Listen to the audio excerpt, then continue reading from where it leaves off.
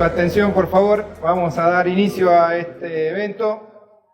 Muchas gracias por asistir, por acompañarnos en esta tarde-noche. Vamos a dar inicio a esta actividad propuesta por el Instituto Elevan en el nombre de su fundador y presidente, el coronel mayor retirado Gabriel Camili, quien nos acompaña hoy para la presentación de su libro, junto con los dos doctores a su lado, el doctor Marcelo Breide Obeid y el doctor Pablo Ansaldi. El doctor Marcelo Breide Obeid es doctor en Derecho y Ciencias Sociales, ex profesor titular de varias universidades, ex funcionario público, escritor y autor del libro Vocación del Militar Cristiano. Ejemplares están ahí a su disposición junto con otros de la Fundación Gladius, la editorial Gladius. Y también nos acompaña hoy para acompañar esta presentación del coronel Camili, el doctor en Ciencias Políticas, docente universitario en UCA, UNTREF, Universidad Católica de La Plata, autor de Los años 70 a fondo, Clausewitz, La ciencia política de la guerra, Radiografía política, Laclau y Mouffe, una crítica de la razón progresista, el doctor Pablo Ansaldi. Así que con un caluroso aplauso damos la bienvenida e iniciamos este evento. Bueno, muchas gracias y felicitaciones, por supuesto, al señor coronel mayor Gabriel Camili por este libro. Muchas gracias por la invitación. También al doctor Marcelo Breide Obeid, porque la edición es muy buena de Gladius, como todos los libros que en general editan, de alta calidad y bien recomendable. Bueno, muy bien. El libro de Gabriel, del coronel, el coronel mayor, digamos, título de nobleza, pero como es un amigo, es un libro que trabaja, uno podría decir, lo que se llama historia del presente.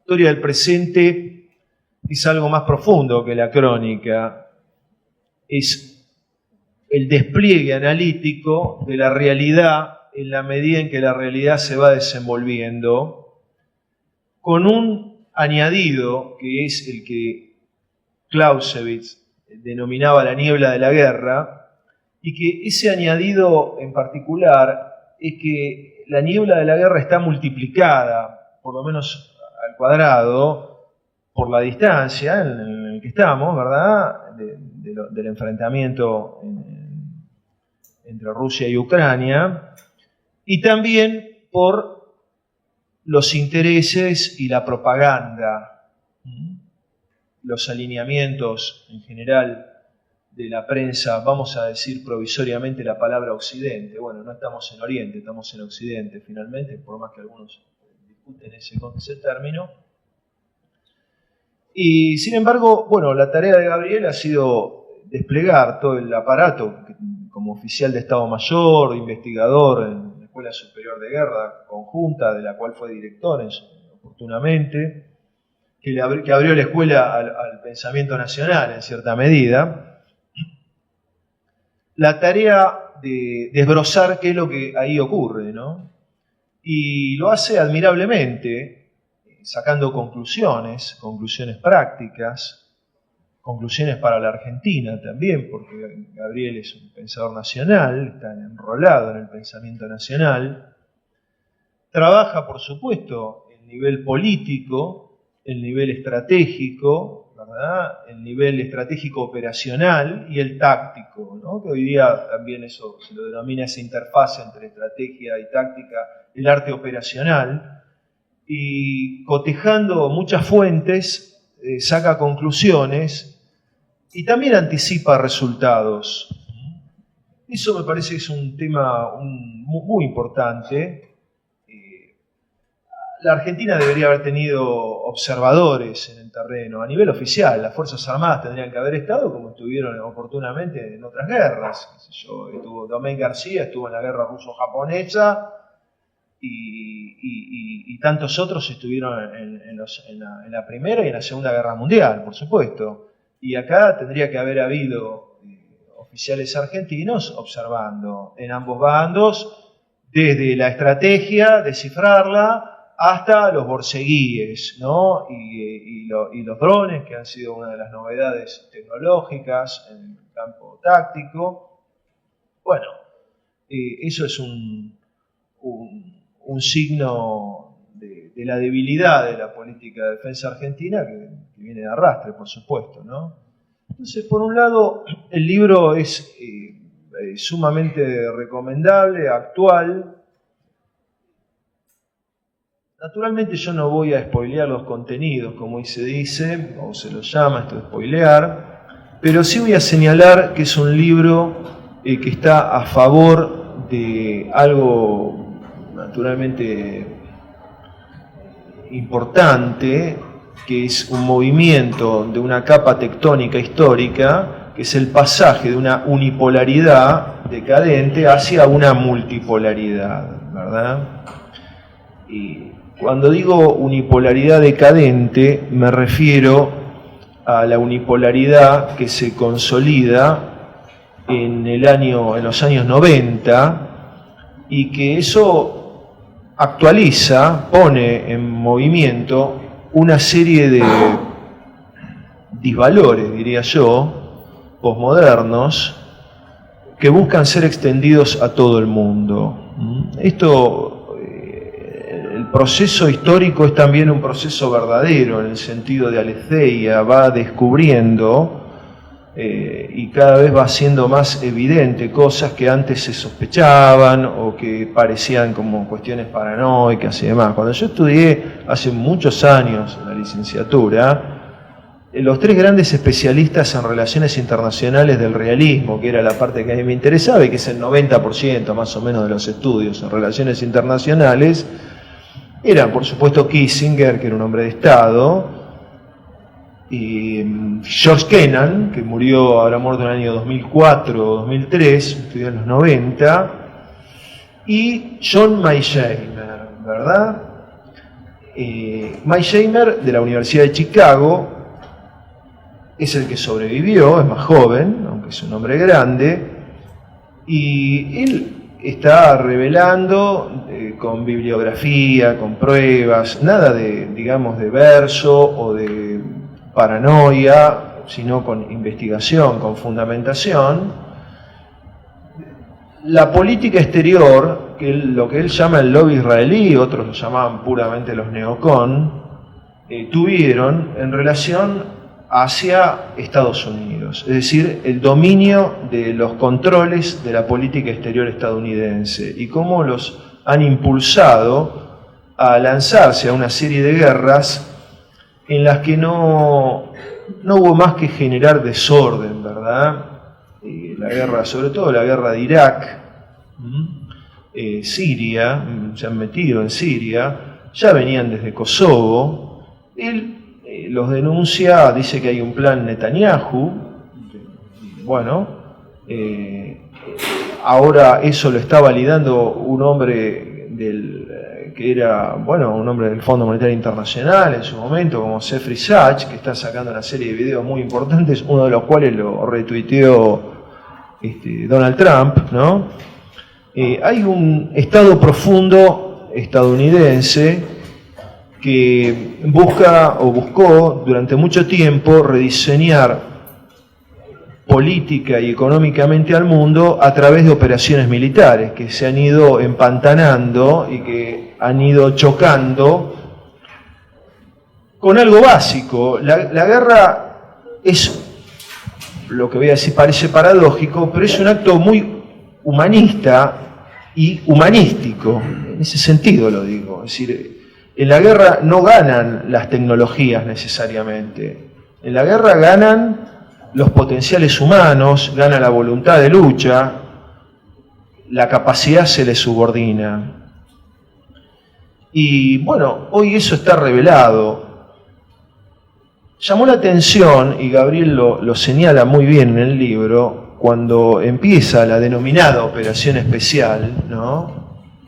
Rusa sobre Ucrania, que en pocos días había una negociación de paz que de algún modo continuaba el protocolo de Minsk, ¿no? Los protocolos de Minsk, que eran, bueno, la parte de mayor presencia rusa, Lugansk y Donetsk, ir a un proceso plebiscitario más o menos verificado internacionalmente y demás, y probablemente la neutralidad de Ucrania en relación a su participación en la OTAN, en ese sentido lo digo, no en su incorporación a la Unión Europea.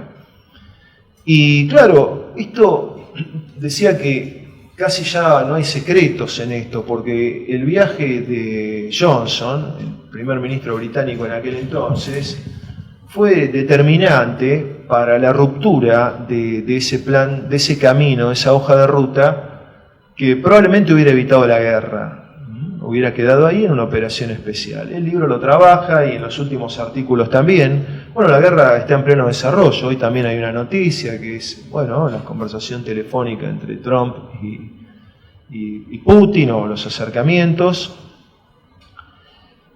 Si los británicos aparecen como un factor de provocación permanente de la guerra, ¿no?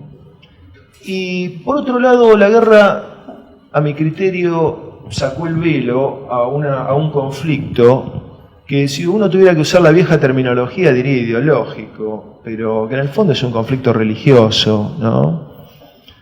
En la Unión Europea, ustedes saben, sobre todo Francia, el caso de Francia o de Alemania, hay una posición antirrusa muy profunda, muy pronunciada, al punto tal que hay este fenómeno de las cancelaciones, ¿no? de autores rusos y demás. Y por supuesto de información procedente de Rusia. Y hay una nítida posición, se la ve en el caso del primer ministro francés,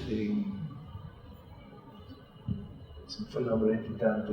Macron, muchas gracias, de continuar la guerra. Bueno, eso sería más bien imposible, sería sobre si Estados Unidos retira el respaldo económico y militar a Ucrania, bueno, eso va a caer sobre las espaldas de los pueblos de Europa y va a ser muy difícil. Pero a mi criterio, hay un elemento religioso en la guerra, o metafísico, como ustedes lo quieran llamar, depende de donde se lo mire, y es el siguiente. Putin fue el único jefe de Estado que se opuso a la agenda, podría decir 2030, pero quizás es una exageración eso, a la agenda verde, a escuchar a Greta Thunberg como nueva ideóloga, que se opuso al movimiento LGTBQ y no sé qué más, se opuso a muchas cosas de ese tipo, y eso disparó en Rusia un proceso que está en pleno desarrollo, que, bueno, Dugin y demás lo llaman quizá revolución conservadora, yo no sé si es exacto ese término, pero sí un proceso de revalorización profunda de la ortodoxia y de la fe religiosa y de cierto sentido tradicional. Eso choca, por lo menos, con la Europa superestructural. El proyecto de Constitución Europea, que no entró en vigencia, lo hizo Giscard d'Estaing, grado 33 de la masonería. Y Barroso, que es el que hace la Carta de Lisboa del año 2006, que viene a sustituirla, también es un masón muy conocido. Entonces, evidentemente está chocando una idea tradicionalista encarnada por Rusia con una idea masónica cosmopolita que se presenta, por supuesto, a los efectos de diluir las identidades y desarrollar planes inconfesables, por eso son masones, digamos, a diferencia de los cristianos recordamos la parábola de la lámpara, ¿no? Si uno tiene una doctrina, no es para meterla abajo de la mesa, sino para meterla arriba que ilumine, como una lámpara. Los masones no, entonces va mostrándose por grados. Entonces, en la Unión Europea, evidentemente, hay una fuerza muy grande que quiere persistir en la guerra contra Rusia y que quiere borrar a Rusia de la faz de la tierra, por lo que Rusia representa desde el punto de vista religioso e histórico-espiritual. En ese sentido, aquí está el libro del padre Sáenz, en 2 volúmenes, es un libro muy importante, yo tengo la edición en un solo tomo, no sé si hay alguna profundización, también recomiendo para profundizar. Y el debate que se generó, por supuesto, que eso está muy bien en la revista Gladius. Entonces quiero remarcar que la guerra es el fenómeno sangriento, dramático, violento, que corona el pasaje de una época a otra época. Tenemos un intento de orden mundial, que era motivado por los neocon, o fogoneado por los neocon, un periodo de desorden en el que estamos, que tiene que ver con el ascenso de nuevas potencias. Por supuesto, la potencia china, ¿no?, asoma en el horizonte, pero Rusia en el terreno militar le está ganando, no a Ucrania, lo cual era obvio, sino que le está ganando a la OTAN, lo cual no era tan obvio, ¿no? Y lamentablemente sobre la base de un gran derramamiento de sangre y una demolición de la economía ucraniana y de la sociedad ucraniana, pero Rusia está claramente ganando la guerra. Ha movilizado fuerzas espirituales profundas en todo el mundo. El triunfo de Trump recargado, entiendo que tiene que ver también con esa ola de hastío ante esta ideología progre decadente. No me refiero al estado de bienestar o a planes sociales o cosas de ese tipo. Me estoy refiriendo a cuestiones espirituales muy concretas, ¿no?, que se vieron, por ejemplo, en el río Sena cuando fueron las Olimpiadas, toda una verdadera, un ataque al sentido religioso. Eso se ha ido despertando con la guerra. Es decir, la multipolaridad, la tendencia a la multipolaridad, hoy día uno puede constatar claramente tres polos de poder, por supuesto Estados Unidos, China y Rusia, pero también están naciendo otros polos, ¿no?, como el caso de Turquía, que se ha hecho cargo prácticamente de Siria, ¿no? Y bueno, Irán está resistiendo duramente. Netanyahu quiere que Estados Unidos ataque a Irán, no lo va a lograr.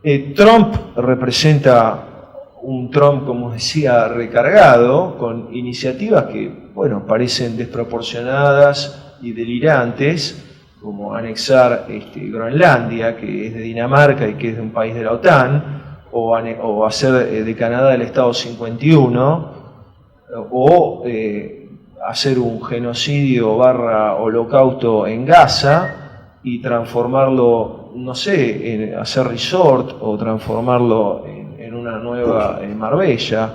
Todo eso no lo va a poder realizar, que ni lo sueñe. Quizá sobre la base de levantar la vara tan absurdamente alta en los objetivos pueda lograr otras cosas. Bueno, recién asumió, está en desarrollo la cosa. No quiero juzgarlo, pero está claramente en un momento de desorden en el mundo porque no se entiende con las categorías tradicionales, con lo que uno ha aprendido. Es una novedad, digamos, en la historia que se digan estas cosas, por lo menos en la historia relativamente contemporánea. Y bueno, para concluir, luego de dar este fresco, creo que el conflicto puede tener una conclusión este año. Más o menos hay un cierto consenso en ese sentido. Rusia está decidida a imponer las condiciones de la paz a través de una victoria militar. Me parece que esto no va a una observación armada como en el caso de Corea, esa es una opinión personal. El mundo multipolar siempre es una buena noticia porque tres polos invitan a la formación de nuevos polos.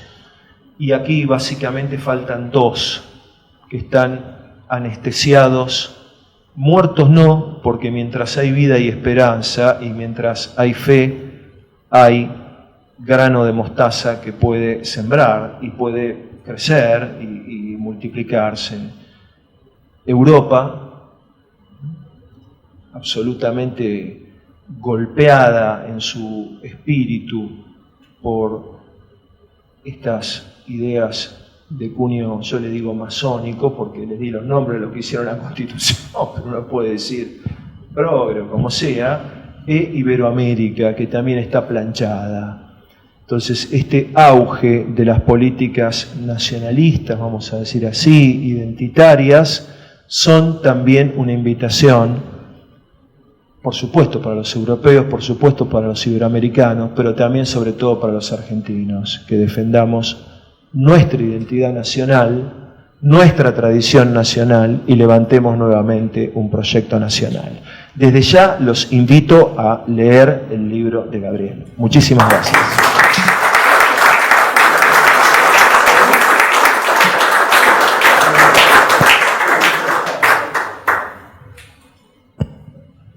Bueno, buenas tardes a todos. Quiero saludar y agradecer al coronel mayor Gabriel Camili por habernos permitido, por segundo año consecutivo, publicar la obra de él, que salía en todas las semanas en el diario La Prensa, comentando la guerra. Un gran acierto el diario La Prensa, un gran acierto, porque haciendo gala de su prestigiosa trayectoria, este diario buscó la persona que consideró más idónea por conocimiento propio, pero también idónea por los títulos y antecedentes que tiene. ¿Quién más adecuado para comentar una guerra que el exdirector de la Escuela Superior de Guerra Conjunta de las 3 Fuerzas Armadas, que además fue agregado militar en la región? Conoce a la NATO de adentro, conoce también al adversario ruso, habla perfectamente 3 idiomas, sabe, porque no hace mucho que estuvo en Europa, sino hace relativamente poco, lo que está pasando in situ, conoce a muchos de los protagonistas, sobre todo a los protagonistas militares, que para nosotros, la mayoría de los ciudadanos y pobladores, no sabemos quiénes son, él los conoce personalmente, así que puede darnos una idea muy clara de lo que está pasando. Sus comentarios tienen ese valor agregado, y aparte del conocimiento técnico que le da la profesión militar, la docencia militar y además el conocer a la gente que está actuando en estos momentos en los niveles militares del conflicto. Y estar familiarizado también con el armamento moderno y con las cosas más modernas que se manejan dentro del ámbito de la táctica y de la estrategia militares. Pero el acierto de la prensa no solamente ha sido elegirlo a él, sino que va más allá, porque este diario pretendió acertadamente producir un nivel de información que en realidad no contradice, pero supera ampliamente lo que en todos los medios de comunicación nos están brindando en el día a día. A mí me llama mucho la atención cómo en esta guerra, que para la Argentina es una guerra lejana, para la mayoría de la población ignota, solamente ven algo de Canal 26 o de algún otro programa en un bar al mediodía, generalmente no escuchando bien lo que se dice, ni entendiendo muy bien los alcances. En un pueblo, por lo tanto, que ha perdido el conocimiento y el gusto por los temas militares, buscar justamente en la opinión de un experto, y además vuelvo a repetir, docente, no solamente conocedor del tema, docente en la materia, ha buscado la precisión de la información dentro de la gigantesca censura bilateral que esta información tiene. Porque ninguno de los grandes contendientes dice toda la verdad, ni siquiera dicen algo de la verdad.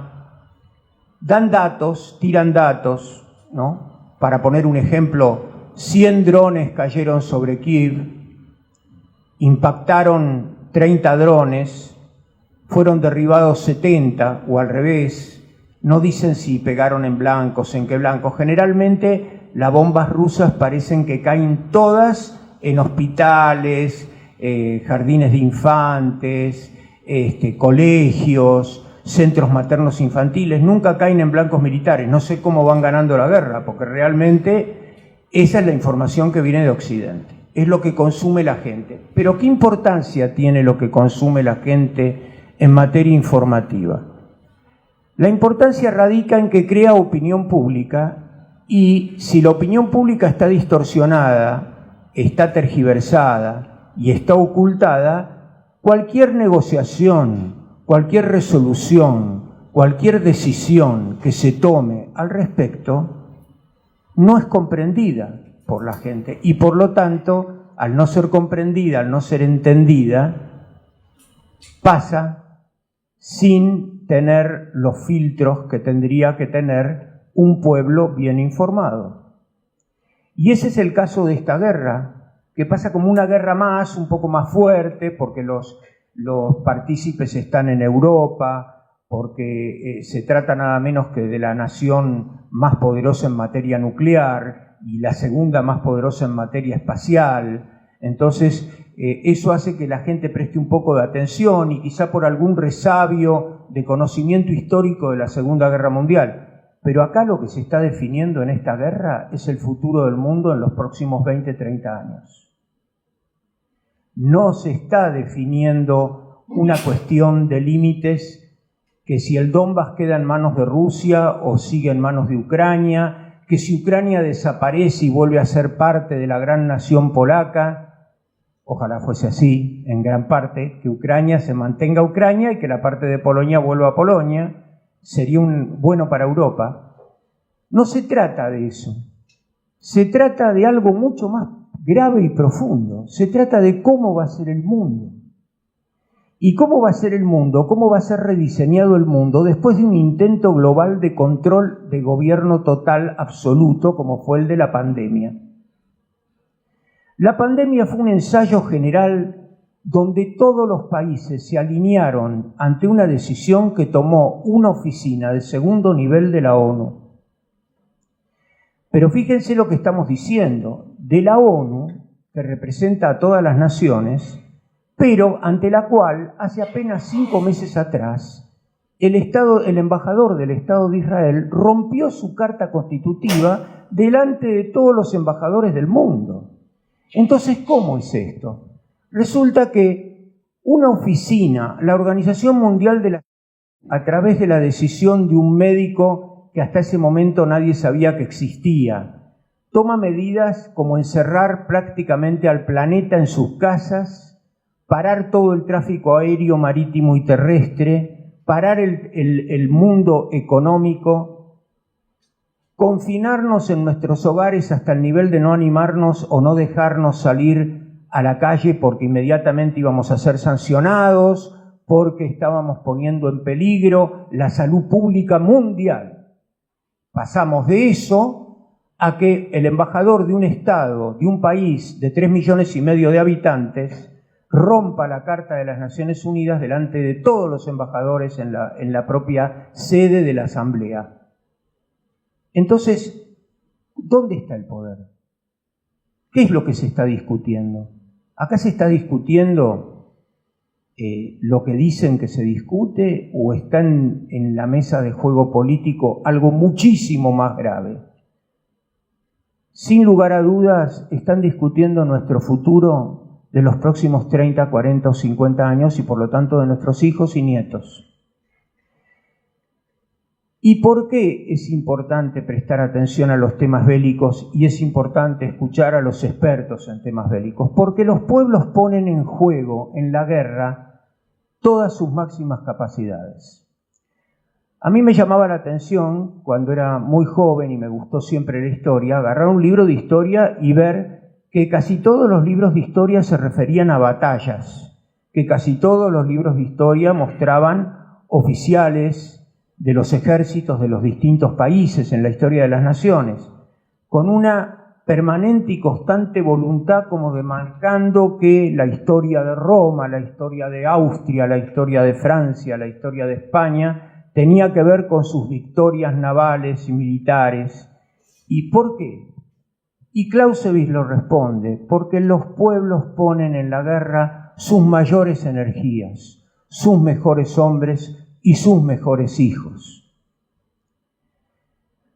Entonces, cuando uno ve la tensión que se ha producido en esta guerra, la tensión, la pugna que hubo entre dos pueblos eslavos, dos grandes pueblos eslavos, a los cuales la humanidad le debe mucho en cultura y civilización, como han sido el pueblo ucraniano y el pueblo ruso, dos pueblos que además tienen un alto nivel de fe religiosa, ya sea ortodoxa, ya sea católica, ya sea uniata, o sea, católicos de rito griego unidos a Roma. Cuando uno ve todas las fuerzas que se han movilizado, espirituales y materiales, para esta guerra, es porque lo que se está peleando es trascendente. No es una pelea entre bandas de delincuentes, es una pelea que define cómo va a ser el mundo. Y ahora, en la desinformación con la cual nos tienen acostumbrados, yo he notado varios tiempos de cambio en las informaciones.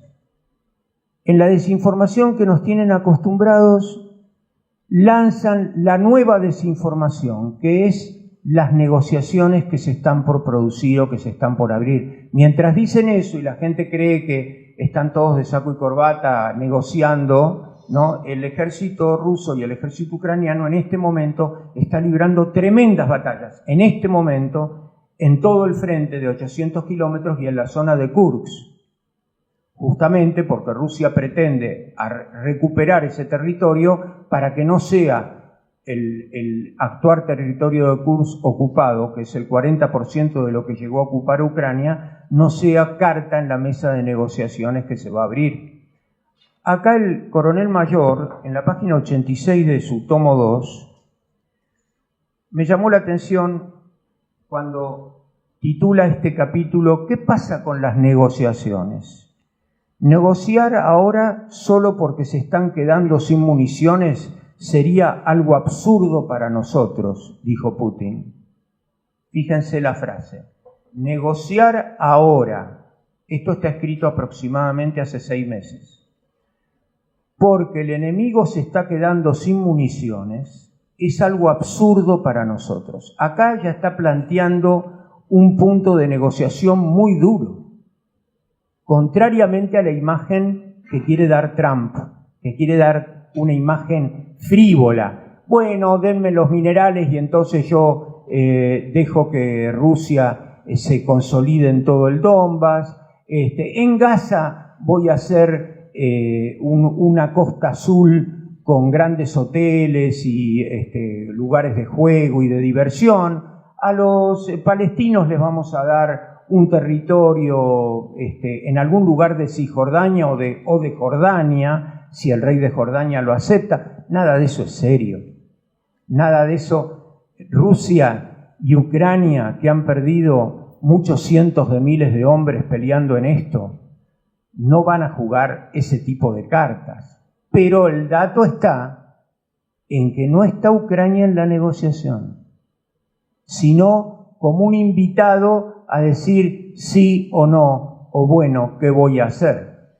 Porque la negociación la quiere hacer ahora protagónicamente Estados Unidos, desplazando a Ucrania y desplazando a Europa. Y acá es donde viene el dato esencial de todo. La gran derrotada es Europa.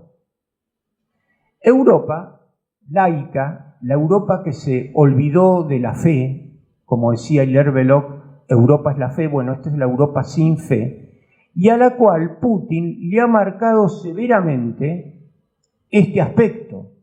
Los dirigentes de europeos no tienen capacidad de negociación porque no tienen moral que los respalde. No me refiero a la moral de los vicios comunes de los seres humanos, me refiero a la moral política y la moral estratégica, la moral militar. No están dispuestos a morir, no están dispuestos a luchar por sus convicciones, no se sabe también muy bien cuáles son las convicciones. Y si tomamos en cuenta los derechos que ellos están sosteniendo en este momento, ¿creen que alguien va a morir por esos derechos?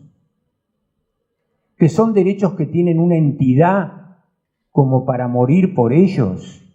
Acá en la Argentina el general Onganía decía en la década del 60, nadie muere por el Producto Bruto Interno. ¿Quién va a morir por la diversidad? ¿Se dan cuenta la estupidez en la que han caído los gobiernos europeos? La falta de consistencia, ahí ya les ganó Putin. Más allá de la realidad de Ucrania y de todos los pueblos que rodean a Ucrania y que tienen hermandad con Ucrania, más allá de eso, acá lo grave, lo importante, es que Europa ha defeccionado y ha quedado de manifiesto. Y como Europa defeccionó y quedó de manifiesto, no está en las mesas de negociaciones. Ni lo va a estar. Y es, tomando la posta de lo que dijo el doctor Ansaldi, es algo que a nosotros nos tiene que llamar mucho la atención. Europa porque está dejando de ser lo que fue, lo que todos en el subconsciente tenemos de la gran Europa, de la culta Europa, de la superior Europa, y los latinoamericanos porque nosotros no necesitamos de Latinoamérica. Latinoamérica necesita de nosotros. O sea, son en nuestro patrio trasero y van a hacer lo que nosotros queremos. Y acá es el punto donde me entronco con lo más valioso de la obra del coronel mayor Camili, que siempre refiere todo el razonamiento de la información que él va escribiendo hacia lo que debería hacer la Argentina. Hacia lo que debería hacer la Argentina. Tomando permanentemente lecciones, aprendizajes, porque si nosotros no nos preparamos bélicamente, vamos a ir a la guerra, porque la naturaleza le tiene horror al vacío. Y ya ven lo que pasa con los vacíos, por ejemplo, con lo que está ocurriendo en la Patagonia, con el RAM, con lo que está pasando en distintos aspectos. No solamente hay vacíos geográficos, hay vacíos morales y hay vacíos intelectuales, y eso es el mejor caldo de cultivo para las guerras futuras. Pero si tenemos un pueblo fuerte, un pueblo tonificado, un pueblo que se prepara para defender con convicción lo que cree que debe defender, entonces ahí hay más probabilidades de negociación, porque al enemigo le va a costar, al que pretende nuestro territorio, le va a costar lo que quieren arrebatarnos, y entonces va a preferir negociar. De ahí viene la famosa frase romana, si quieres la paz, prepárate para la guerra. Es elemental. La humanidad conoce esta frase hace 2500 años, pero parece que la hemos olvidado. Europa la olvidó, la Argentina no la aprendió. Entonces, el libro llena un vacío enorme, inmenso, por las fluctuaciones de la falsa información, por las frivolidades con las que se toma el tema y por la necesidad que tiene el país de una conducción y de un desarrollo militar y estratégico. Muchas gracias.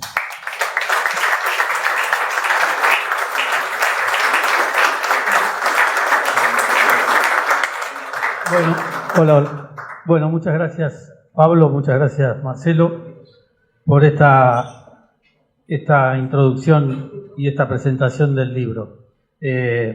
Primero agradecer al dueño de casa, al doctor Omar López Mato, quien tuvo la gentileza de facilitarnos este espléndido salón, y a Matías, que es personal que atiende acá el centro de visión. Gracias por esta hospitalidad. Al diario La Prensa, que está representado acá por una de sus periodistas, a su director, el señor Florencio Aldre Iglesias, al subdirector Guillermo Belcore y al jefe de redacción Pablo Otero, quienes, como inmerecidamente dijeron los dos que me antecedieron en la palabra me han confiado la responsabilidad, han creído y me dieron una columna semanal. Digamos, hace 3 años que escribo en la prensa.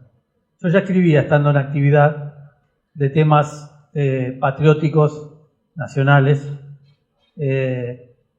siendo oficial en la actividad del Ejército Argentino.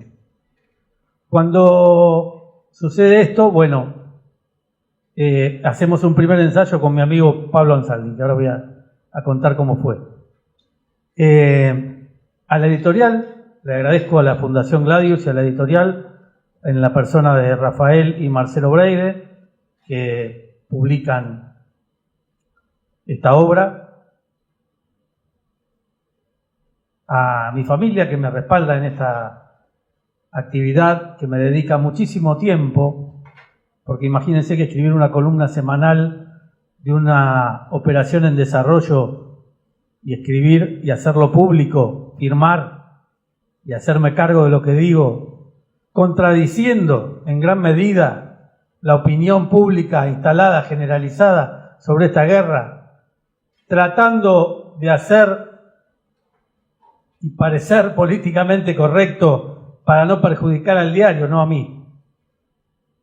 Y teniendo la obligación de decir la verdad, les digo que es un desafío interesante, que nadie me lo impuso, que lo hago como un servicio más a la patria después de 40 años de servicio. Cuando esto empezó, yo había pedido el retiro el 1 de febrero del 2022. Dejaba, después de 4 años, la Escuela Superior de Guerra Conjunta, el lugar de la educación militar superior más importante que tiene la República Argentina. Y empecé a escuchar el 24 de febrero del 2022, apenas 20 días después, cuando estaba en hojotas en la playa, una cantidad de cosas que me llamaron la atención. Lo primero que me llamó la atención, como digo siempre, observaba que los periodistas, lo mismo que hacían 2 años, nos habían hablado del COVID y tenían grandes ciencias sobre el bicho, si era bicho o no era bicho, si era bueno, si era malo, si yo podía estornudar o podía toser. Hacía 2 meses atrás hablaban del incendio en Corrientes con una solvencia como si fueran bomberos especializados.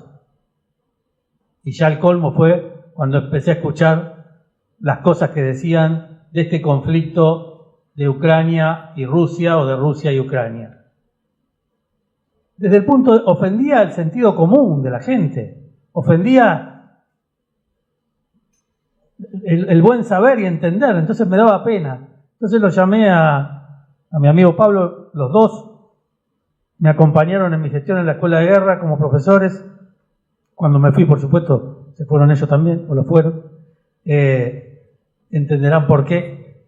Y le digo a Pablo, che, esto es raro, acá hay una cosa rara. Y escribimos un primer artículo que encabeza el tomo 1, que se llamó La fortaleza y la fuerza. La fortaleza y la fuerza, que no lo voy a spoilear, los invito a que lo lean. La fortaleza y la fuerza, porque nosotros veíamos que de un lado había fortaleza, en el sentido de la virtud, ¿sí?, cardinal, y del otro lado había fuerza, simplemente fuerza. Y hoy, 3 años después, lo estamos viendo, ¿sí? Hay fortaleza y hay fuerza, en el sentido que lo quiero explicar claramente.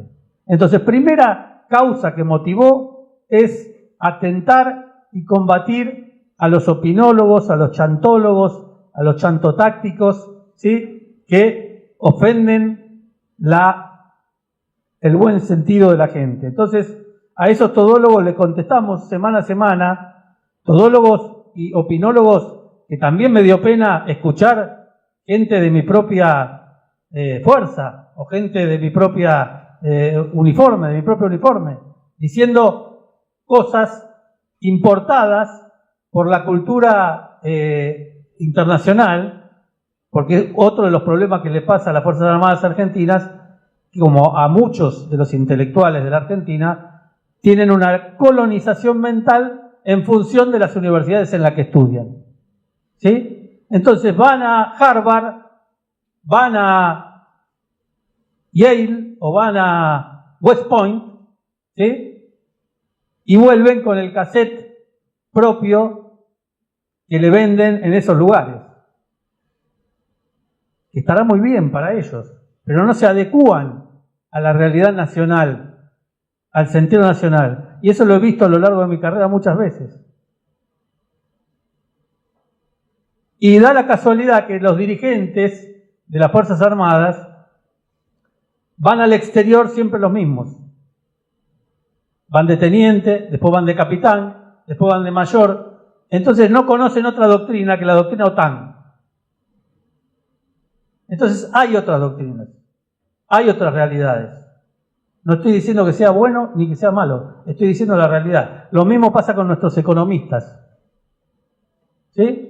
Miren la nómina, busquen los títulos de los economistas, no de esta gestión, de esta, de la anterior y de la anterior. ¿Dónde estudiaron? ¿Qué aprendieron? Bueno, están los resultados a la vista. Un país devastado, fundido, económicamente liquidado. ¿Sí? Eso se llama el poder blando, la teoría de Joseph Nye, otro pensador norteamericano.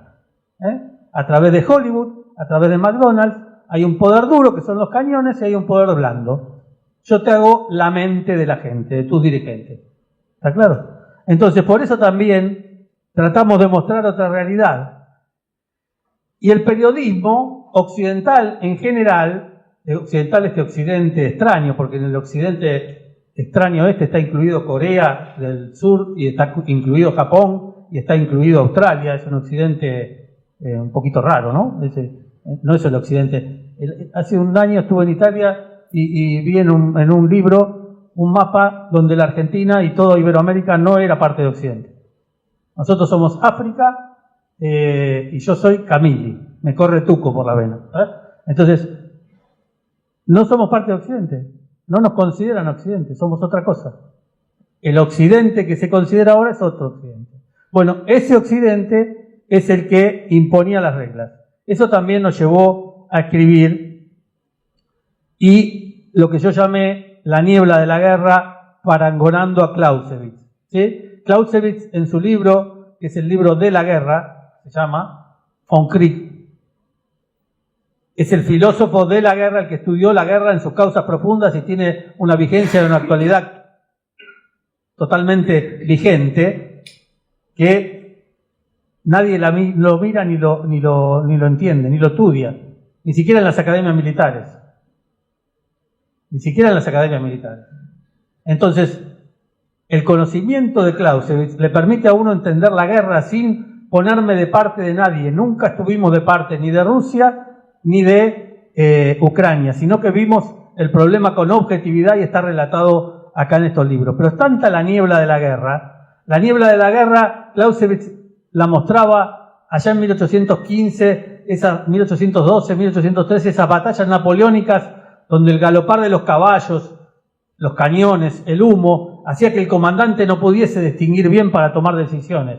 Entonces tenía que pararse en una loma o mirar de lejos, y eso no lo permitía decidir. Bueno, hoy yo le puse el nombre Niebla de la Guerra 2.0, esta niebla de la guerra que va en el ámbito del campo de lo cognitivo. Es esta niebla de la guerra que nos venden en TikTok, en los medios de comunicación, en todo eso que confunde, distorsiona. Lo que pasa con eso, y lo estamos viendo hoy, 3 años después, la mentira tiene patas cortas, me había enseñado mi mamá hace muchos años. ¿Sí? Hoy, como decía acá, decían los dos antecesores, la guerra en el campo militar, sin subjetividades, la está llevando a la victoria Rusia. ¿De qué se disfrazan ahora todos esos que me decían, esto duraba 2 días, 1 semana, 15 días? ¿Cómo? Vamos a ver, ya estamos viendo un cambio de mentalidad en los periodistas, un cambio de discurso, un cambio de temática, lo estamos viendo. Bueno, todas estas cosas son las que quisimos representar en el libro y mostrar en el libro. La tercera cosa importante, cuando yo empiezo a ver esta guerra, empiezo a ver los alineamientos, que son de sentido común. La Argentina es el único país de Iberoamérica que tiene el 25% de su territorio ocupado por una potencia extranjera que se llama Reino Unido de Gran Bretaña e Irlanda del Norte. Hace más de 150 años que está ocupado, en el medio el intento de recuperación. Entonces no se puede desunir. En todos mis artículos van a encontrar una relación. Cuando yo lo veo a Boris Johnson saludando en el balcón de la Casa Rosada, se me revuelven las tripas. Se revuelven las tripas porque 649 argentinos dieron su sangre últimamente y los tenemos presentes. Algunos de esos héroes hoy me honran con su presencia acá. Entonces, nunca podemos dejar de desatender el interés nacional. Entonces, donde está alineado Inglaterra, nosotros automáticamente debemos estar del otro lado. Es el amigo de mi enemigo, es mi enemigo. ¿Sí o no? Entonces, ciertos alineamientos inexplicables de la Argentina, rompiendo su tradición de neutralidad, rompiendo su tradición de búsqueda del interés nacional, rompiendo su tradición de autodeterminación, nos hacen meter las narices donde hace 42 años nuestros soldados fueron atacados por una nación que apoya y petardea cualquier negociación de paz que se esté dando en Ucrania. No podemos apoyar esto, necesariamente. Desafío, cualquier argentino de bien no puede apoyar esto. Entonces, donde está Inglaterra, yo estoy en contra. Y en eso me encargo de ver los paralelismos que hay en esta guerra. Como dijo recién el doctor Ansaldi, en marzo, abril del 22 se estaba por conseguir una negociación de paz muy avanzada para parar la guerra. ¿Quién metió la mano? Boris Johnson. Y hace unos meses lo veo en la Casa de Gobierno. ¿Cómo se pueden sentir ustedes? Al que le corra algo de sangre en Argentina por las venas, dígame si estoy equivocado. Bueno, todo eso es lo que quiero volcar en el libro. Y todo eso es lo que trato de representar. Objetivamente, con sumo respeto profesional, no estoy a favor de uno ni de otro, pero simplemente el sentido común y responsabilidad me obligan a denunciar esto claramente. Y ahora, todas estas lecciones se llaman lecciones anticipatorias o crónicas anticipatorias. Nos fuimos anticipando a lo que iba a suceder. Y hoy, casualmente hoy, iba a leer todo esto, pero no voy a leer nada, no será un problema. Simplemente lo dije así, de corazón. Hoy tenemos por delante, todos los que están acá les debe interesar el tema, por eso voy a hacer una referencia al futuro próximo, una sola, y después dejaremos a preguntas y los dejaré a ustedes para que puedan criticar el libro. Hay, creo, un cambio de paradigma radical, el adoptado por el gobierno norteamericano y obviamente muy bienvenido por el gobierno ruso en la actualidad. Pero no se engañen, no es la ley del más fuerte la que se ha impuesto, sino es la ley de la fuerza. Por eso lo que está en juego, para mí, hoy, entre bambalinas, es el refrán: si no puedes vencer a tu adversario o te cuesta demasiado intentarlo, casi 3 años, intenta negociar para encontrar un acuerdo que te sea favorable. Estamos viendo esa película ahora, hoy, con el llamado telefónico. La ley de la fuerza se aplica en todas las direcciones, y más aún con los interlocutores más débiles. Por ejemplo, con Ucrania. Le están aplicando la ley de la fuerza. Te ayudé y te ayudaré, pero quiero que me compenses. BlackRock, Tierras Raras, Star X, ¿te suenan? Y con la Unión Europea, tenés que comprar más gas estadounidense. Impondremos aranceles al acero. tus reglas sobre la inteligencia artificial no son aceptables, etcétera, etcétera, etcétera. Le están aplicando la fuerza. El que no quiera ver. Pero en el caso específico de Trump y Putin, la referencia a la Segunda Guerra Mundial tiene un significado adicional. Ambos, acuérdense que fueron los vencedores. Porque Putin, en la llamada telefónica, lo invitó a Trump a ir a Moscú. Es pública esta llamada telefónica, ya está en las redes de ambos presidentes. El momento clave en el que Rusia celebra los sacrificios de las victorias logradas en lo que llama la Gran Guerra Patria es el 9 de mayo próximo. Esto todavía no lo publiqué en la prensa, lo voy a publicar. El día del gran desfile de la victoria. Ningún líder occidental ha sido visto en la Plaza Roja desde el 2015, después de los hechos de Crimea y el Euromaidán. ¿Qué pasaría? Ahora vamos a entrar en el juego de las hipótesis, los invito a reflexionar. ¿Qué pasaría si el propio Trump iniciara un reinicio dramático de las relaciones este año yendo a Moscú para el desfile? El momento en que Putin invita a esta fecha suscita ciertas dudas. Además, para la invitación del 9 de mayo ya fue aceptada y ya fue invitado y aceptó el presidente Xi Jinping en relación a lo que decía mi amigo sobre la multipolaridad, el presidente de China.